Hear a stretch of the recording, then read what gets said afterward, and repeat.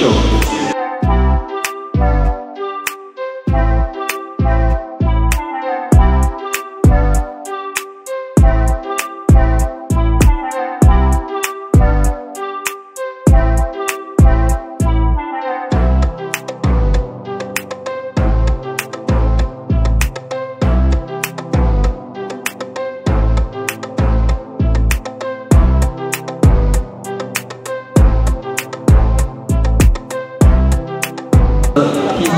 Snake skin. Snake skin, oh my goodness.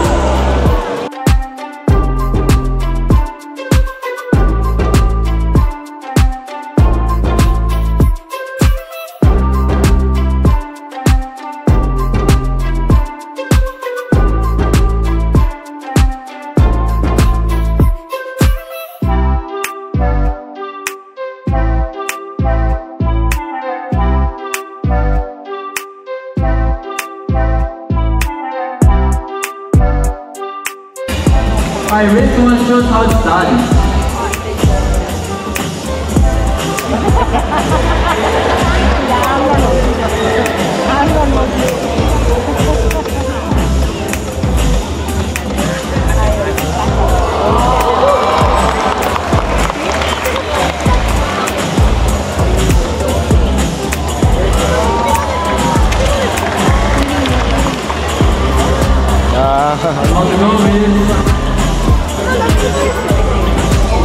Great job, Liz! That's awesome, Cycle. So can you.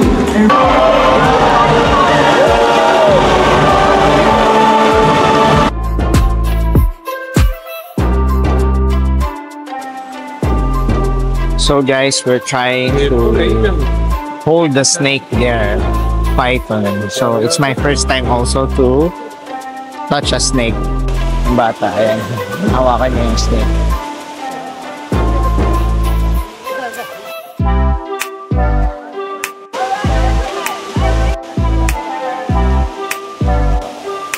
Guys.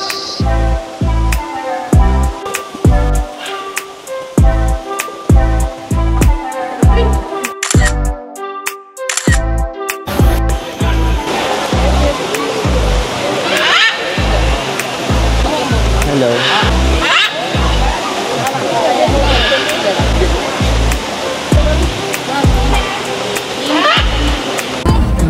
Hey, again, reach one more time. I will let me spot you out. No, that's second time. No, you're not sorry. You're a grown man. I take sorry from a kid. You're a grown man. Yeah, second time I tell you. I'll not take a third time, yeah? Okay. Kaaway. Yo, cut it out. Cut it out. There's no need.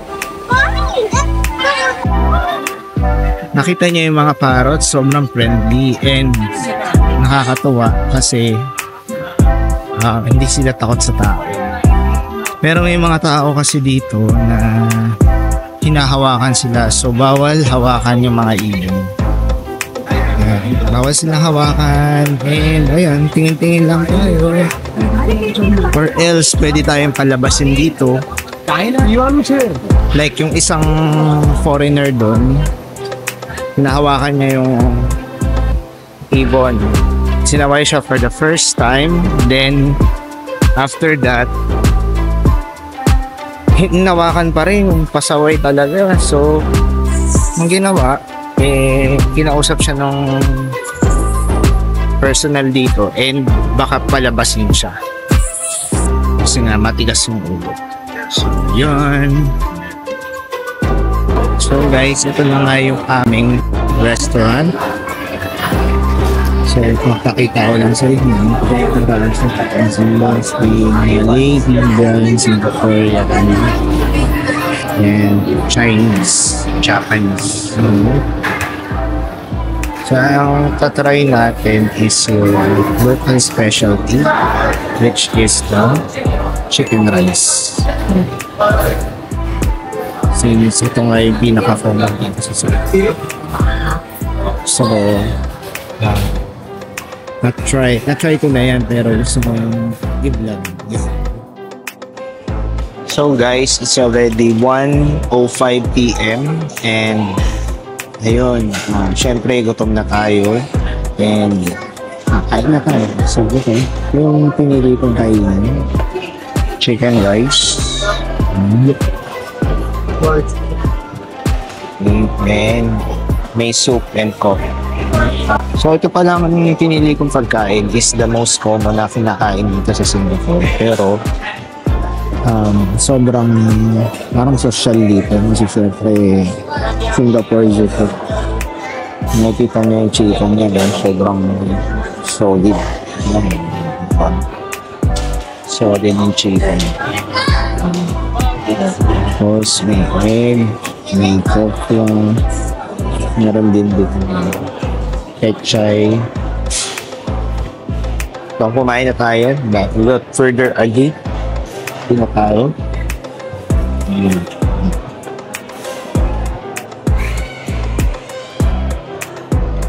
So recently, nanood ako ng video na para daw mas healthy, kailangan kainin muna natin yung gulay before yung mga karne and rice, yung mga carbs and proteins.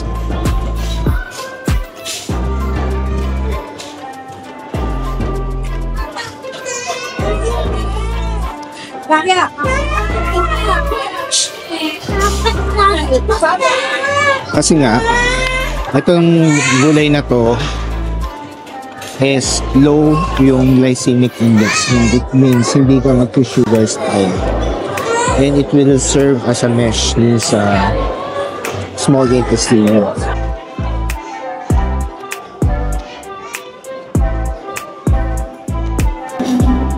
So most likely, para yun sa mga diabetic talaga. Pero health conscious ka, like me, yun, mas maganda nga, unahin mo yung gulay bago yung mga karne.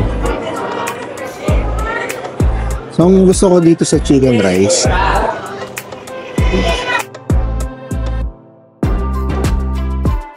sobrang lambot ng chicken.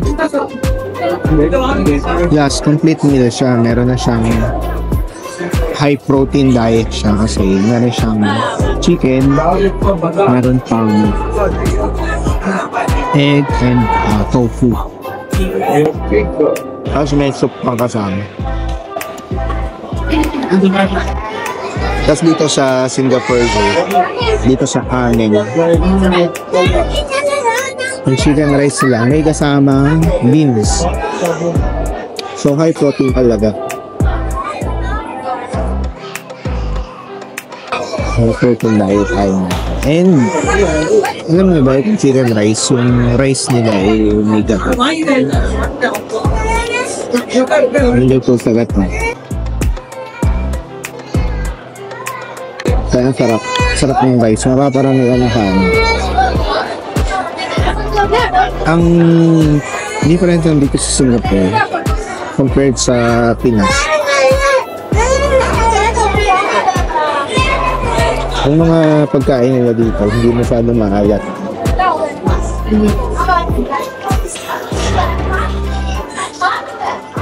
Kasi nga health conscious yung mga tao dito.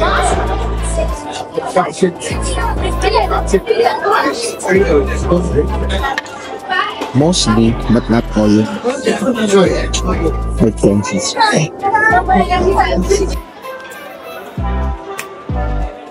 Well, itong chicken rice na to, parang hindi naman siya the best chicken rice na natikman ko. May mas mura pa dito. Yun sa malapit sa HDB na tinatuloyan. Pero ito, yung serving, sobrang dami. Kaya magbubusog ka pa lang.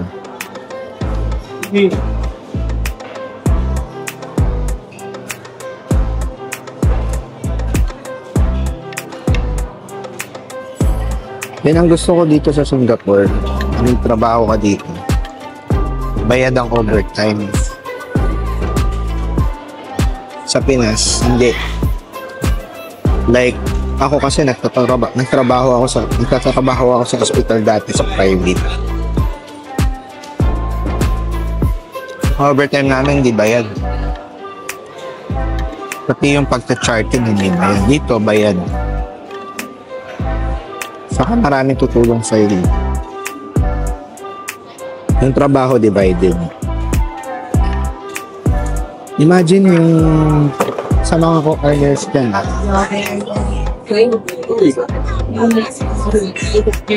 Ang trabaho ng circulating dito divided. Hindi ikaw lahat. Meron ditong anesthesia nurse. Siya yung assistant ng anesthesiologist.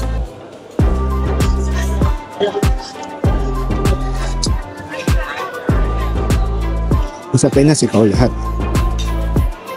So, sa mga may experience na dyan, pwede nyo nang consider ang Singapore. Kasi, malapit lang sa Pilipinas, kung mahilig kayong umuwi, marami kayong pera, pamasahe, yun. Maganda dito sa Singapore. Saka yung dito, yung culture nila, diverse. So, makaka-encounter ka ng iba't ibang culture.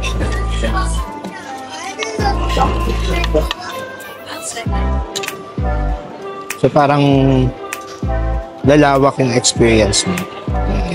Makihalubilo sa mga tao.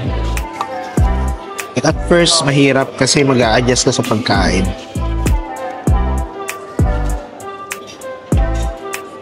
Kasi personally, dun sa tinutuluyan ko, bawal magluto. Ano lang, light cooking lang. So, ang naluluto ko lang doon is boiled egg, rice, pwede.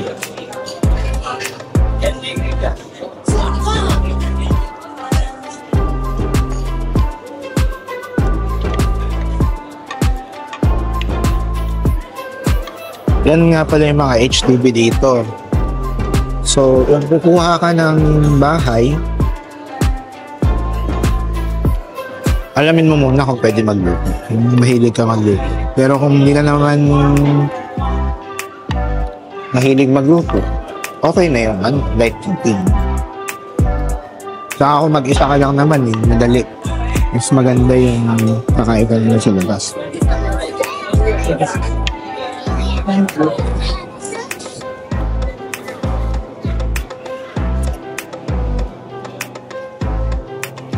Well, ang sasabi ko dito sa Singapore Zoo, maganda siya. Kaso nga, nataon na umuulan at pumunta ako.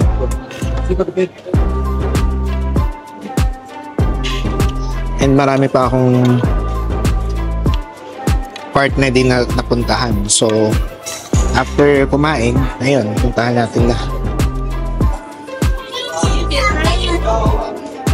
I think it's, naman, yung sahod dito ng mga nurse, okay naman compared sa Pinas, like times 4. Pero yung gastos dito, mas mahal din.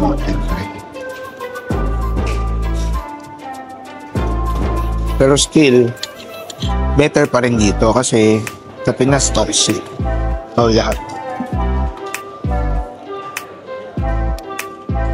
Dito, parang divided by 3 yung toxic.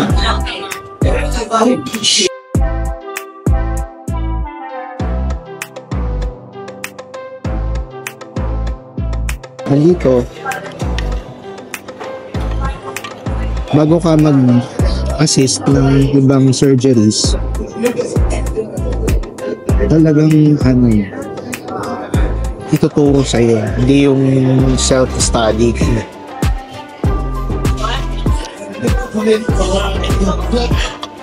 Sa Pinas kasi, pag nag-scrub ka, kahit di mo pa na-try, go lang ng go. Dito, kailangan na-try mo na bago ka pabayaan. So, at least hindi ka malulutang lang eh. Saka yung mga doktor dito, napaka-humble.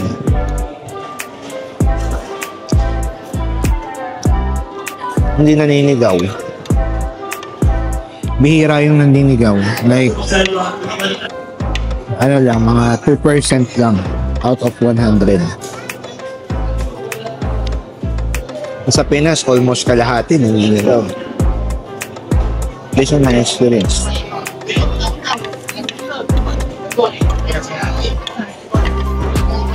Mga surgeons.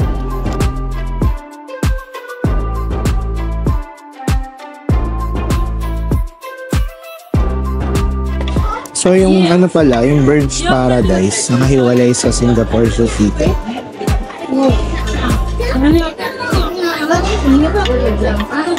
So maybe sa ibang araw natin puntahin.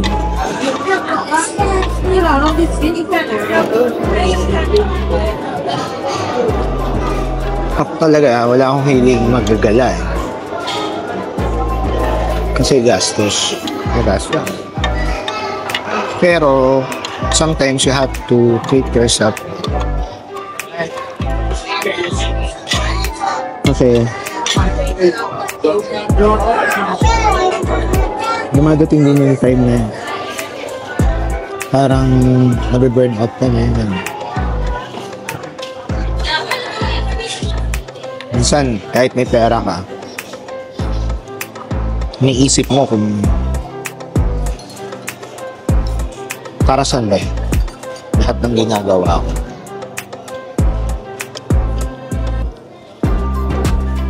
Pero at the end of the day, kailangan mong mahalin yung sarili mo. Yan po sa ibang bansa.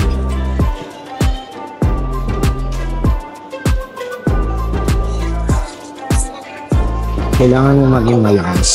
And focus lang sa goal. Ganun. Kasi ang mga tao, lahat yan, may masasabi sa'yo. Kahit anong luti mo, kahit anong gawin mo, try mo maging perfect, may mga masasabi pa rin sa'yo. So, okay lang yun. Try mo maging perfect, pero huwag kang magpaka-stress in doing it. Lahat naman tayo yun. Ginagawa natin yung sa tingin natin tama sa buhay natin. Then, kaso nga minsan sa tingin natin tama, kung pala, nagkakamali na tayo. And doon tayo nagputo. Kung nagkamali ka na, that's the best teacher experience. Ang ano ko lang dito, kahit yung mga senior, hindi masyadong, sa experience ko hindi masyadong masungit. Mas mababait dito, para sa akin hindi ko naman nila lahat. So, yung mga nurse dyan na nakikinig, comment lang kayo kung kumusta naman yung mga senior nyo dito sa Singapore. And kung nasa ibang bansa kayo, compare nyo sa Pinas. Yung mga senior sa Pinas, at mga senior sa Singapore or dun sa bansang pinagtatrabahuan ba? Sino ba yung mas malupit or masungit?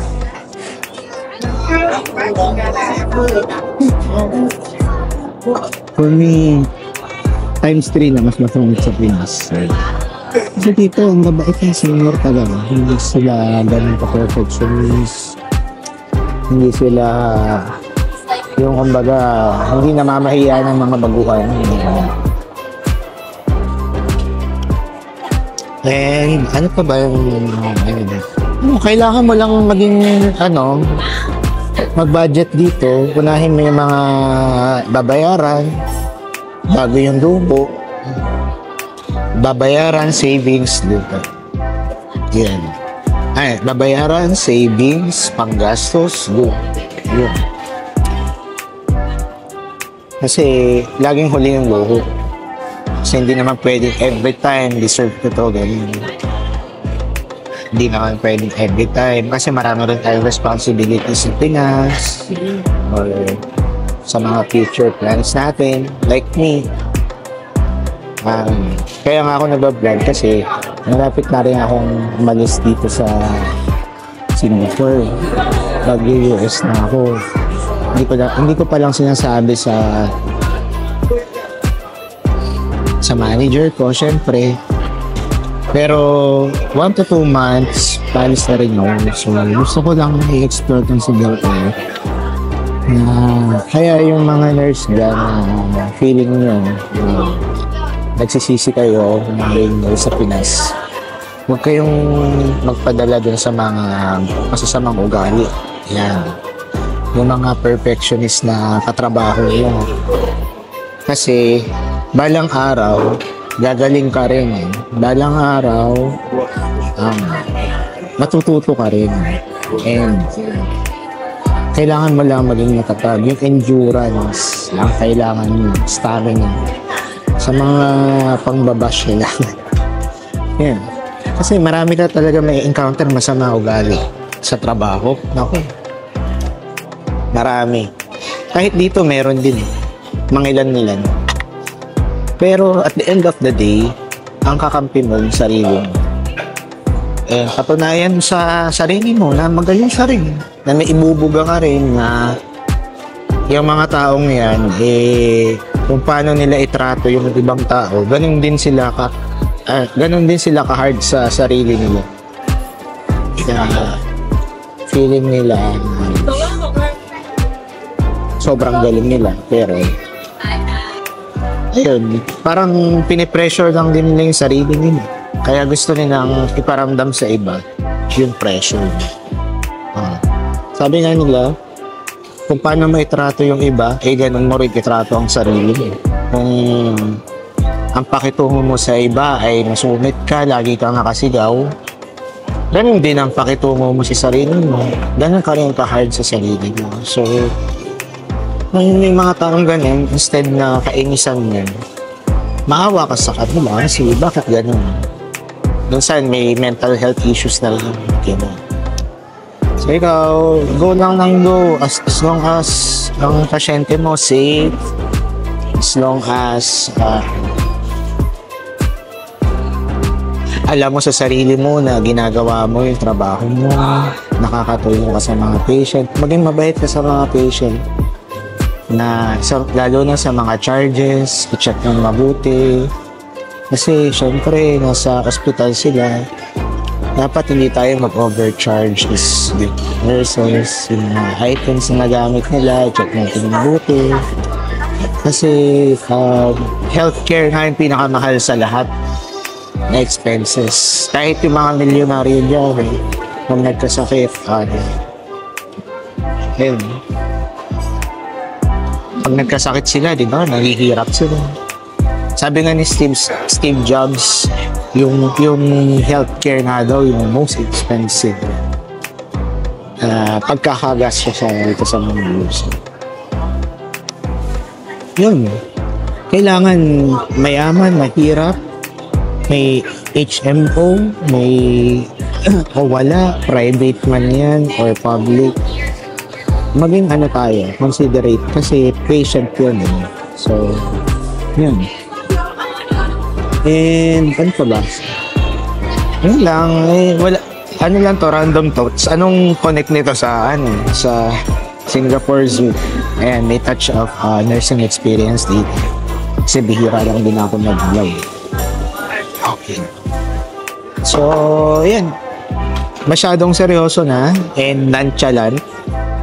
So, ang gagawin natin ngayon is mag-iikot pa ako dito kung ano bang pwedeng makita. Hanggang 5 pa naman tayo dito. And yun, sulitin natin yung yung ticket. Kasi diba, kung konti lang naman yung pupuntahan natin, sayang na. And may oras pa. Quality time to. And yun, kung ikaw kailangan din talaga may quality time sa sarili mo. Lakad-lakad ka, isip-isip about sa future, yun. Hindi pwedeng lahat ikaw ang mag-iisip. Hindi pwedeng lahat yung problema, isipin mo at sa solusyon mo kasi hindi ka naman superhero. Lahat naman tayo, kailangan natin dito teamwork sa family. Hindi lang sa family, sa relationship, meron man. So, kailangan teamwork. Hindi yun, isa lang yung walang problema niya. Ganun lang tayo. So, ito, overall, amazing dito sa Singapore. So, medyo nakakalito nga lang kung saan kapupunta. Kasi sobrang laki. Ayan, pinatayan na tayo ng ilaw. Yun, masyadong mahaba na itong lunch natin. And, yun, ano na tayo? Back to work. Medyo. Back to paggala-gala dito. Sa Singapore Zoo.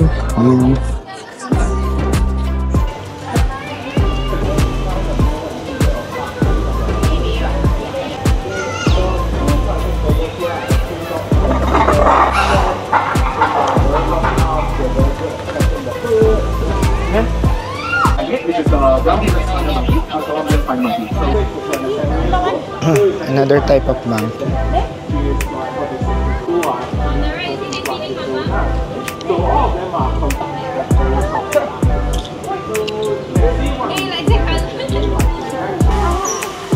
Hello.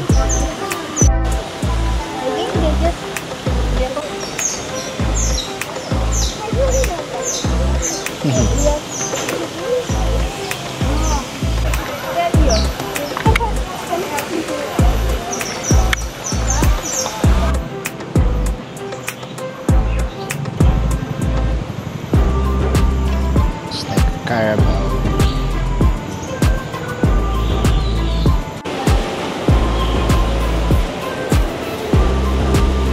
Oh, nice. So like this, how you take.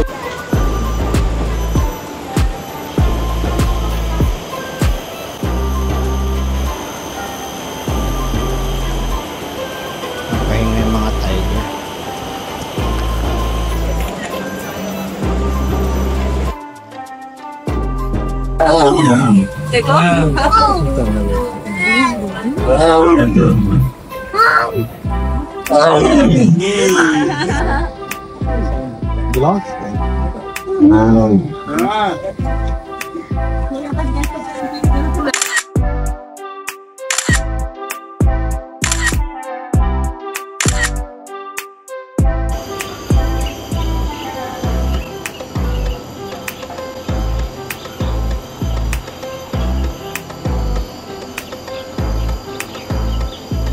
First time to see a kangaroo.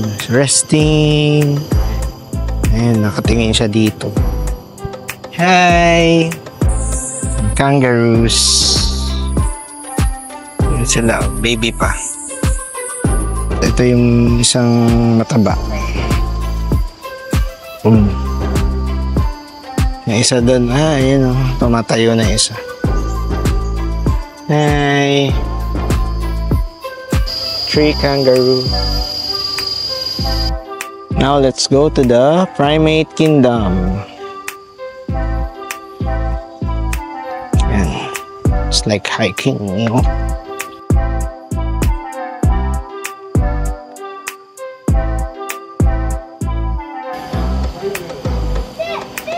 Ayan.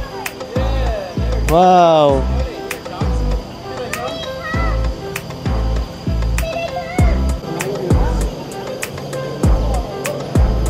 Seems that they have clothes on. Follow the peacock.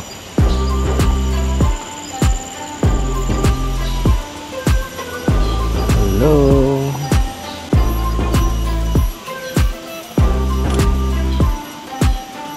So majority nga ng mga animals dito are mostly monkeys.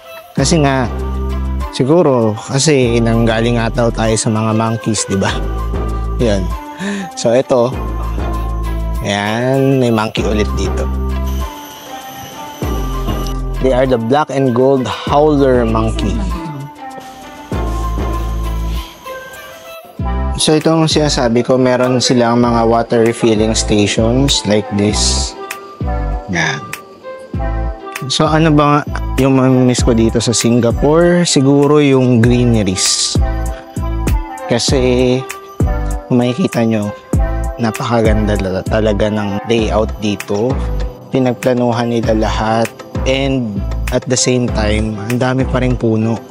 Malinis yung ilog, walang masyadong kalat, then yung pagiging safe na kahit gabi lumabas ka, safe ka pa rin kasi yung crime rate dito is almost zero. And pag may naiwan kang gamit, hindi ka kakabahan na may kukuha agad kasi pagbalik mo, nandun pa rin siya. Based on my experience. Pero syempre hindi naman mawawala sa mundo yung mga masasamang tao. So ingat pa rin tayo. Wherever you go, mag-ingat ka dahil sarili mo lang ang aasahan mo. Sarili mo ang magsuserve. Sarili mo ang kakapitan mo sa oras ng kagipitan. Yun, ganun. As of now, 2:32. Naka 8,070 steps na tayo from bahay. And it's so healthy na ganito yung mga activities natin today. Diba? Tapos, naarawan tayo, may vitamin D. And balik tayo dito sa mga elephants. Sa mga elephants, hindi sila naiinitan, no? Kita mo. Diyan sila, nakabilad lang sila sa araw. Ayan, nakabilad lang sila. Relax sila dyan. So, ayan. Actually, may show pa. Hindi ko alam kung anong show yun. Siguro pupuntahan ko na lang doon kung anong show pa yung nandun sa may amphitheater.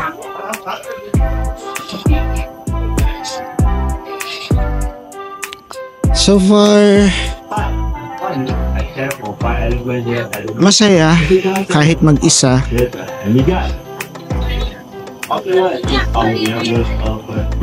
Then magkaroon ka ng me time sa sarili mo. Doesn't necessary na may kasama ka. Kasi nga, bago ka magbigay sa iba ng pagmamahal, kailangan punuin mo muna yung sarili mo. Like, kasi kung hindi ka papuno, tapos bibigay ka ng pagmamahal sa iba, mangyayari sa'yo, mauubos ka. And then, paano kung hiwalayan ka ng taong mahal mo?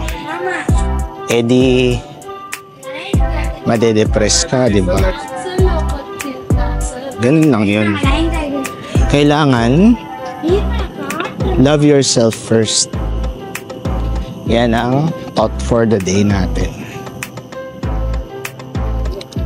For all the times that you're in a parade, and all the clubs you're getting using my name, you think you broke my heart, oh girl, for goodness sake.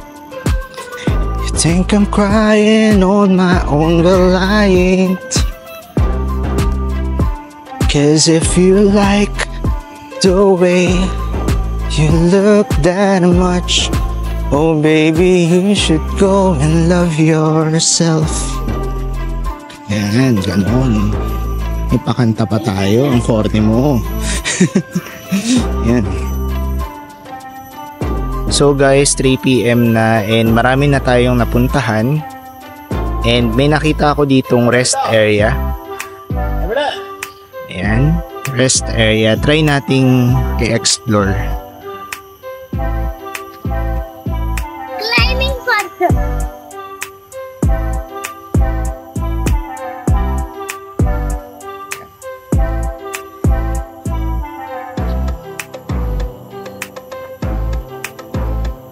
So dito sa trip ko na to, na pagpunta sa zoo, malaking tulong talaga sa akin yung water bottle.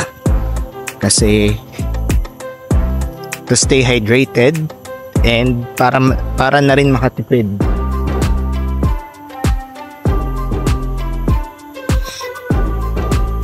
expect nyo rin pala dito guys na pagpupunta kayo dito, mas maganda may insect repellent kayo nadala doon sa mga sensitive ang skin, kasi may mga kumakagat na langgam, mga ganun. So kung maarte ka hindi naman sa maarte, kung sensitive ang skin mo, magdala ka ng insect repellent. So ito na nga yun. This is the garden pavilion. Ito na yung rest area nila. Yan. So yan, kung ikaw ay pagod na maglalakad, pwede ka dito umupo. Dito.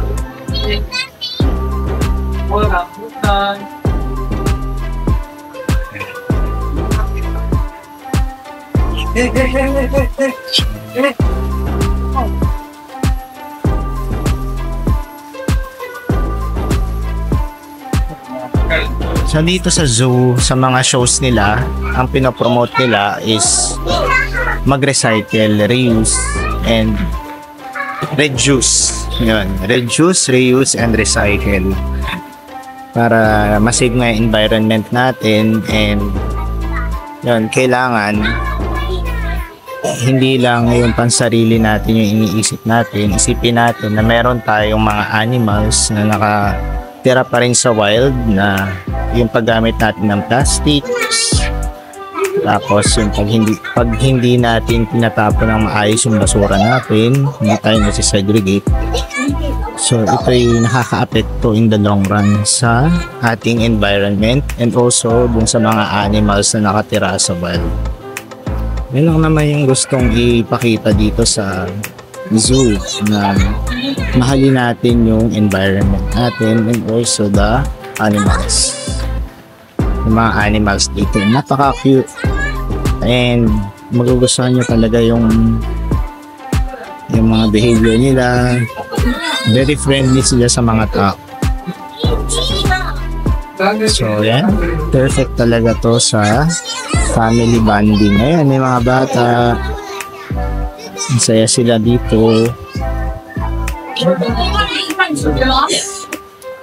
Perfect for family bonding for all, hindi lang for family, for solo travelers na gustong mag-unwind. Yan. So pumunta na kayo dito sa Singapore Zoo and i-try nyo, and healthy rin siya kasi maglalakad ka talaga, hindi ka stagnant.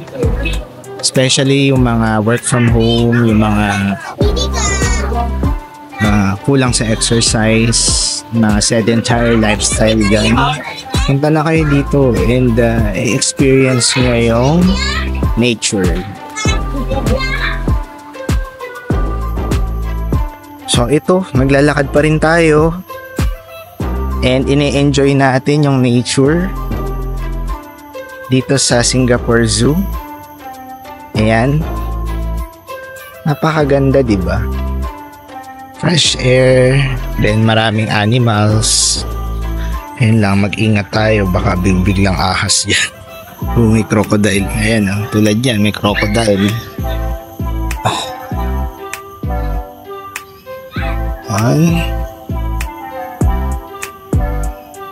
So nice here in Singapore. Yeah. Careful.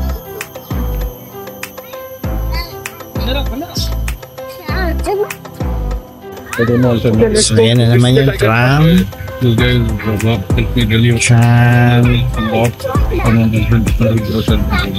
Very careful.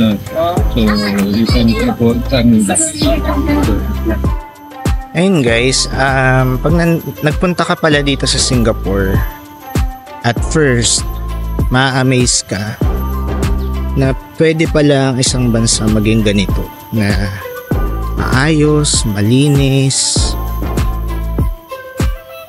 mabango, walang langaw. Ayun o, hindi naman sa walang langaw, yung walang maraming langaw katulad sa Pinas. And lahat is parang plinano. So parang bilang isang Pilipino, may isip mo na lang na sana ganito rin sa Pinas, sana mangyari din to sa Pinas. Pero since ang Pilipinas kasi is parang sobrang laki niya, hindi natin maiko-compare dito sa Singapore, kasi itong Singapore is parang kasing laki lang siya ng Metro Manila.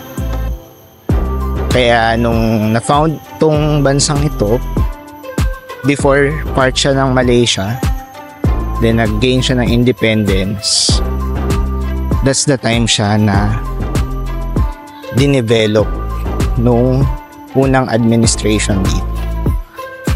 So napakagaling nung leader nila dito, kasi kalain nung mangyari to,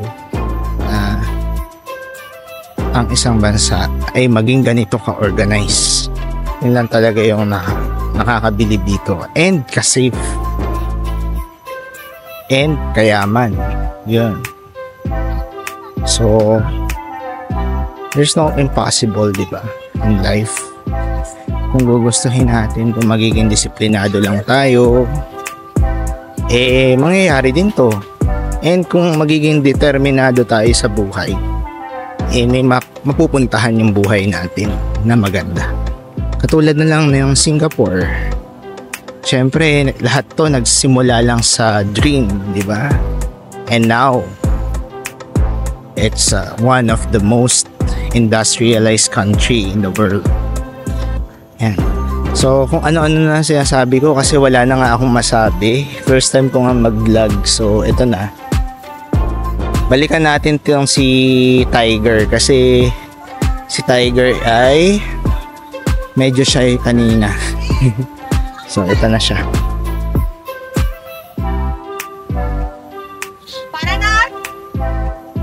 Where's the tiger? Don't see it, well. Huh? No tiger.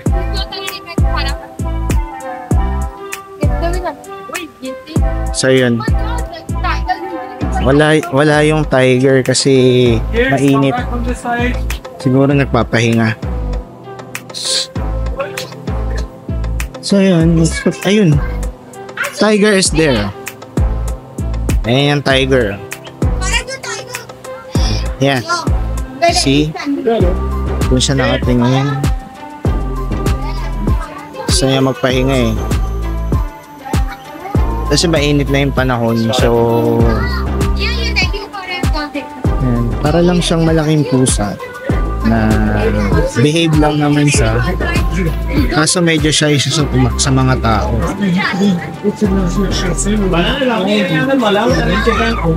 Kanina pa ako, pangalawang balik ko na dito, pero shy pa rin siya. So that's it. Masyadong mahaba na yung video ko. Hindi ko alam kung paano ko siya pagkakasyahin sa isang video.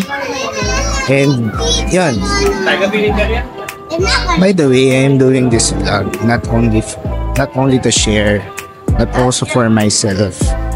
Like documentation ng kung ano-ano mga ginagawa mo o ginagawa ko ngayon, na in the future mapapanood ko or mapapanood ng mga magiging anak ko in the future, di ba?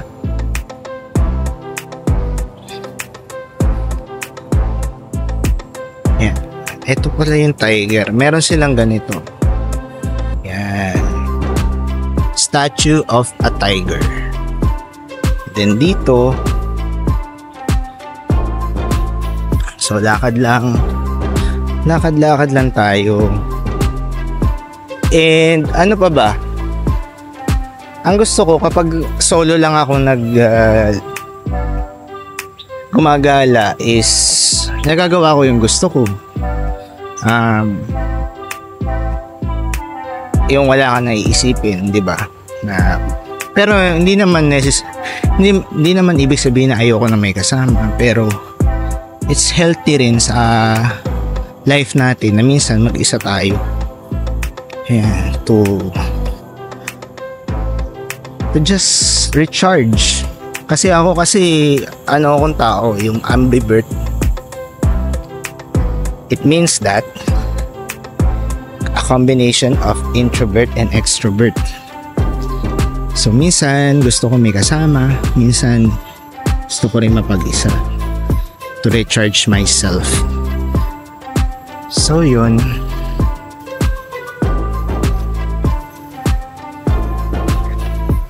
So ano ka ba? Introvert, extrovert, or ambivert? Comment down below. Yeah. Comment down below tayo. Yan.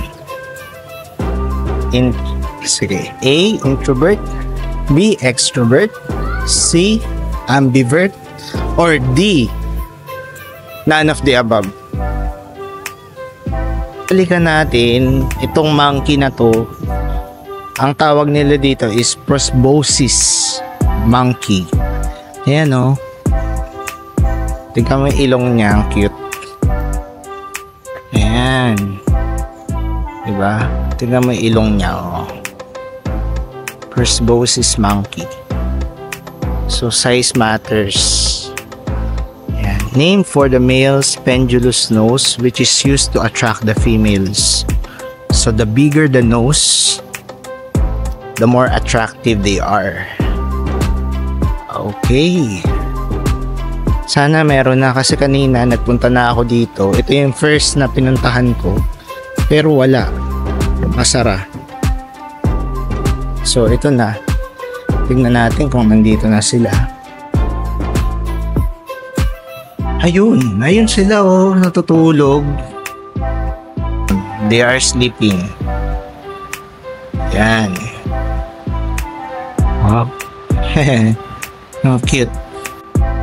Sleeping like a boss. Antok na antok. Ito yung, parang ito yung boss kasi siya yung may pinakamahabang ilong.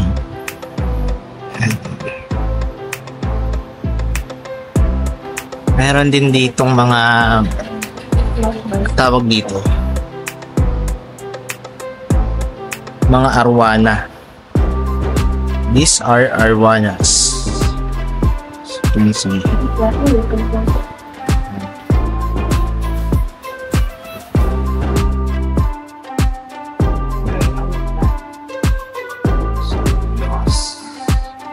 This arwana. Swerte daw to eh. Hi guys. So pag pupunta rin pala kayo dito, you should be alert of the Macawe. Yeah. Wild Macawes do approach people and sometimes take food from their hands, bags, and strollers. Please be alert at all times. So, yeah.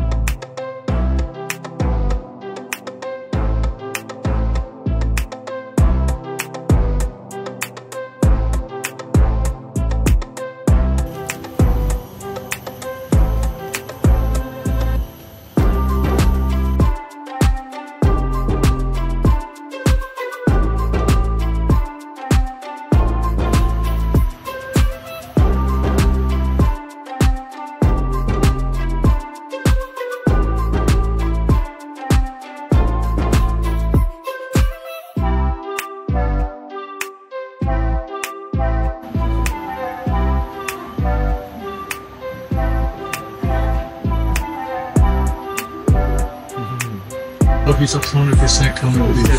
It's coming to me, bud. No, Joe. I was just making a second budget the whole time. He's coming to chill with us now. That's my dog.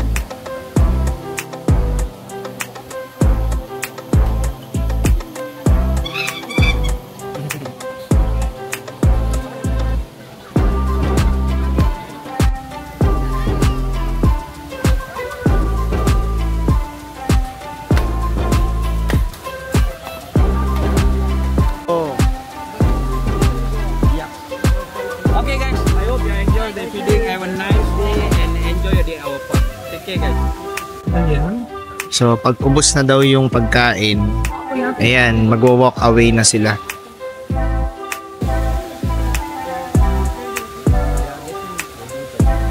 Alam nila kung ubos na yung pagkain.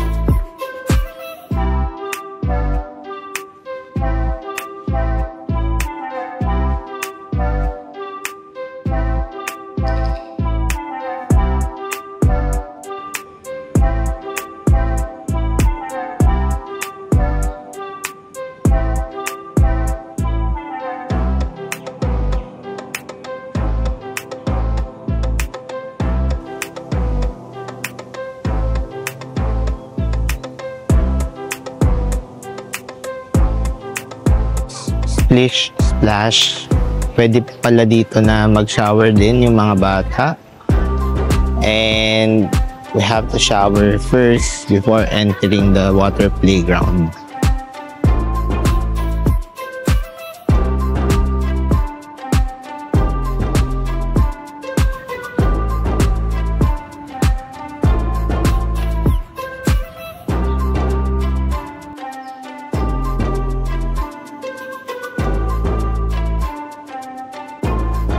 Hey guys, at dito na nagtatapos ang ating Singapore Zoo Tour. And see you on the next one. Bye!